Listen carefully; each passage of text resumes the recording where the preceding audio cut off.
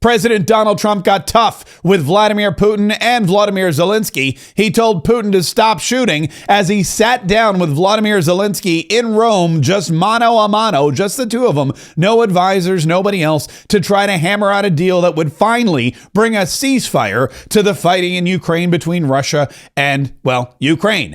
We don't know exactly what was said at that particular meeting, but we do know that there were positive repercussions. And yesterday, when President Donald Trump arrived back from Rome, he said, yeah, I met with Zelensky and it went well. And I think we're going to come to some kind of conclusion very soon. We had a good meeting. It was a nice meeting. It was a beautiful meeting. I'll tell you, it's the nicest office I've ever seen. It was a beautiful scene.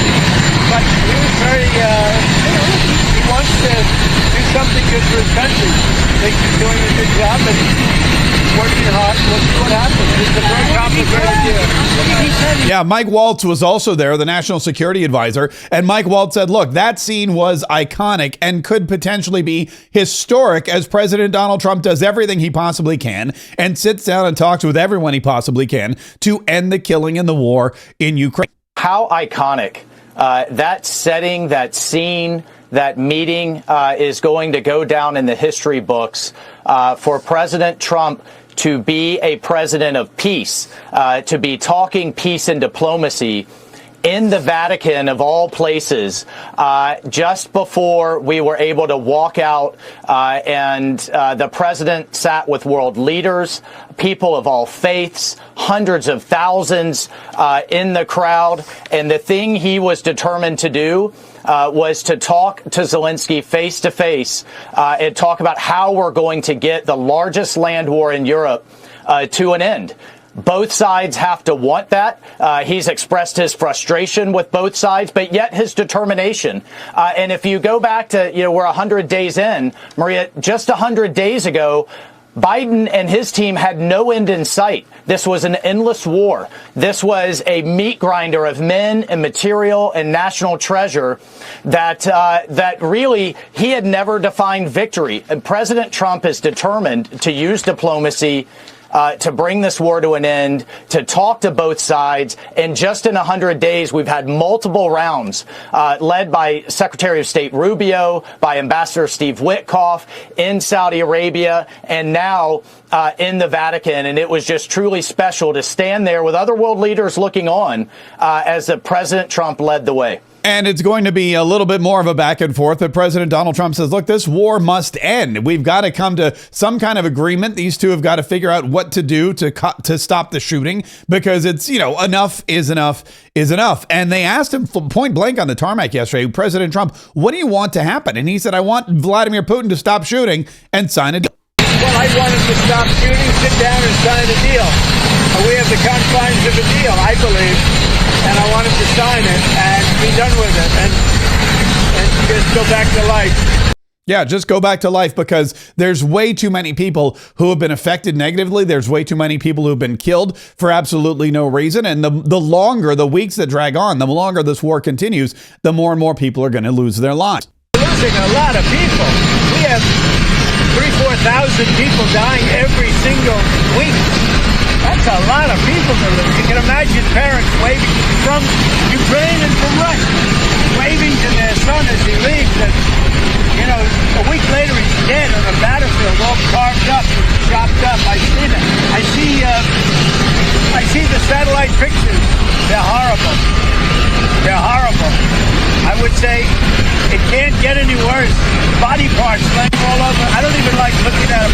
Body parts laying all over the field. What are they doing? It would have never started if I were president. And while President Donald Trump hasn't been too specific as to what he said to Vladimir Zelensky, what was going on with the back and forth, Vladimir Zelensky did in fact post on his X account. He wrote, "Good morning. We discussed a lot one-on-one, hoping for results on everything we covered, protecting lives of our people, full and unconditional ceasefire, reliable and lasting peace that will prevent another war from breaking out. Very symbolic meeting that has potential to become historic if we achieve joint results.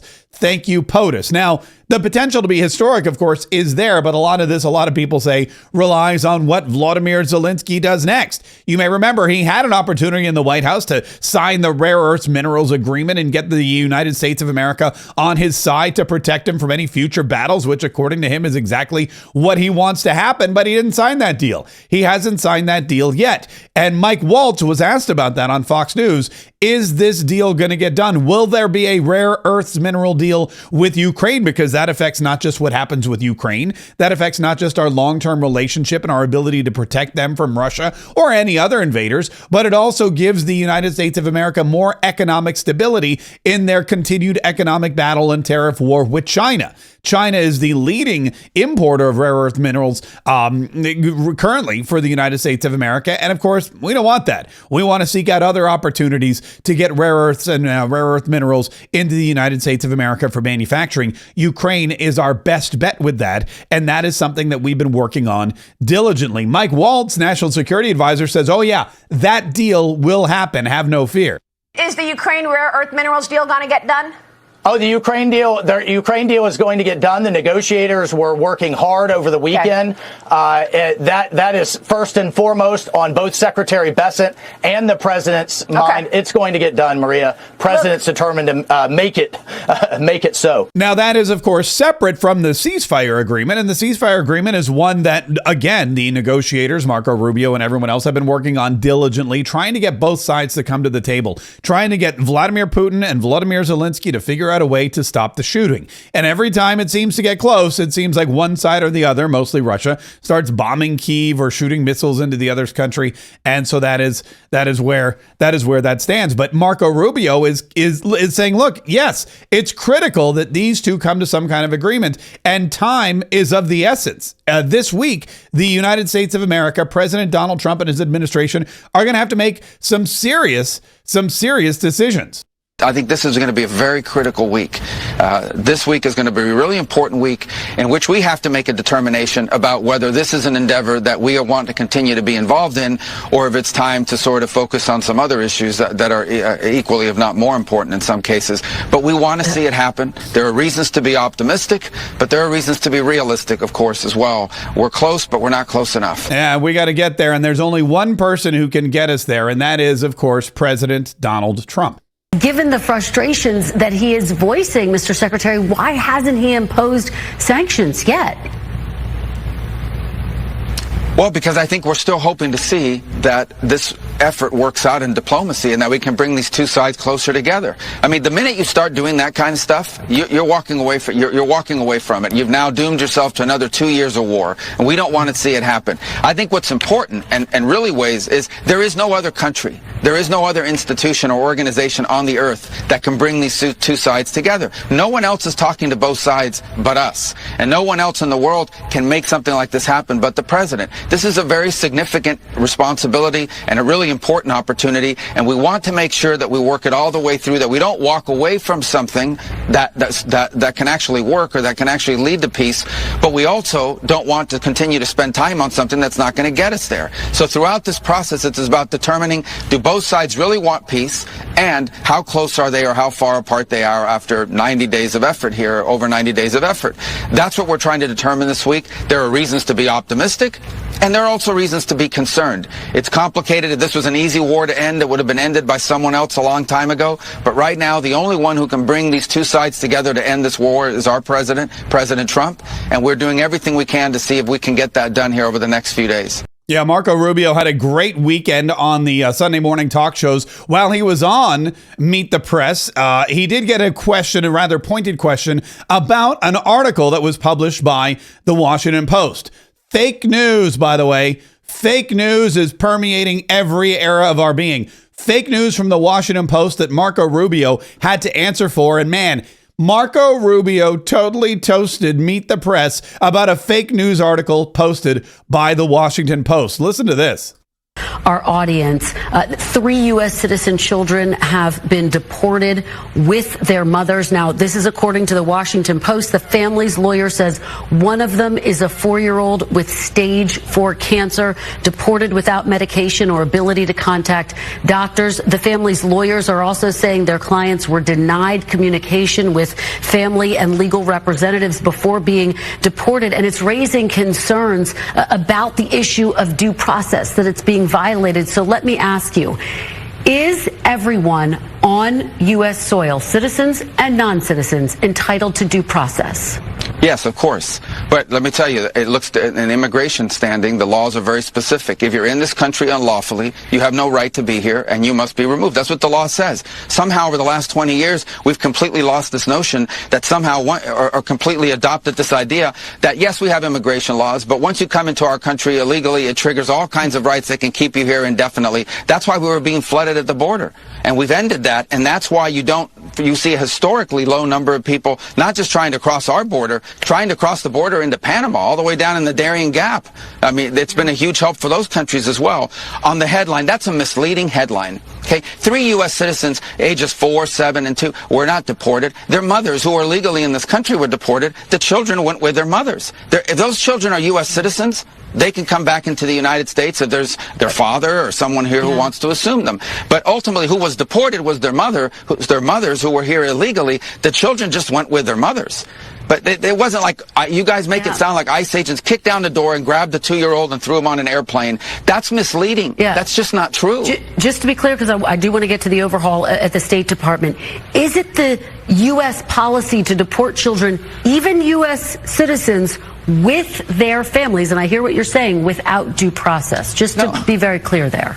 Well, No. Again, if someone's in this country unlawfully, illegally, that person gets deported. If that person is with a 2-year-old child or has a 2-year-old child and says, I want to take my child with me, well, then you have 2 choices. You can say, yes, of course you can take your child, whether they're a citizen or not, because it's your child. Or you can say, yes, you can go, but your child must stay behind. And then your headlines would read, U.S. holding hostage 2-year-old, 4-year-old, 7-year-old while mother deported. So the parents make that choice. I imagine those 3 U.S. citizen children have fathers here in the United States. Yeah. They can stay with their father. That's up to their family to decide where the children go. Children go with their parents. Parents decide where their children go. Right. The U.S. deported their mothers who were illegally in America. Mr. Secretary. Yeah, more fake news from the fake news.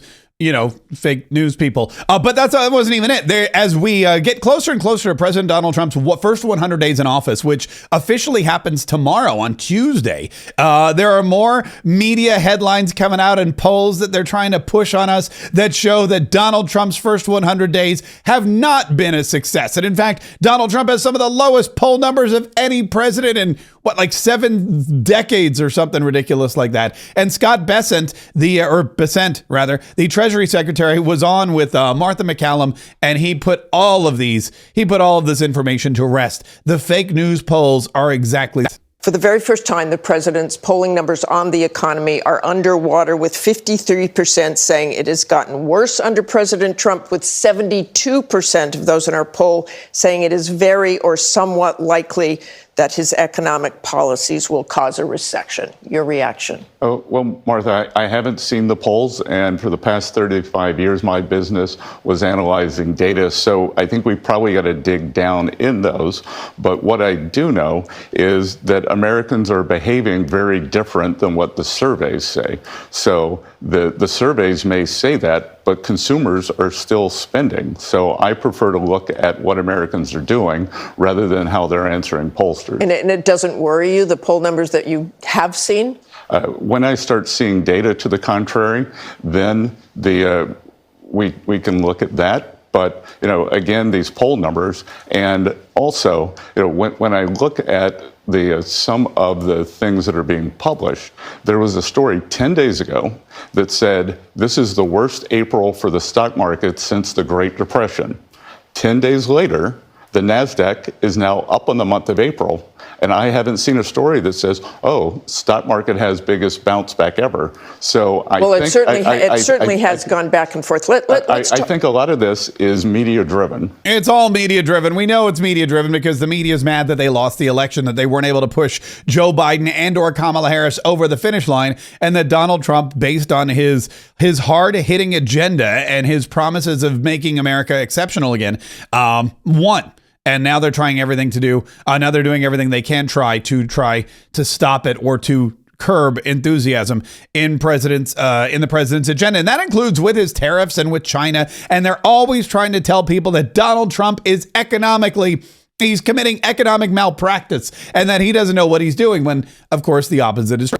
If the goal is to get countries to stand with us against China, does it worry you at all that investors seem to be losing confidence in the U.S.? Well, again, you're saying losing confidence, and I don't think that this is necessarily losing confidence. And anything, I've been in the markets for 35, 40 years, anything that happens over a 2-week, 1-month window can be either statistical noise or market noise.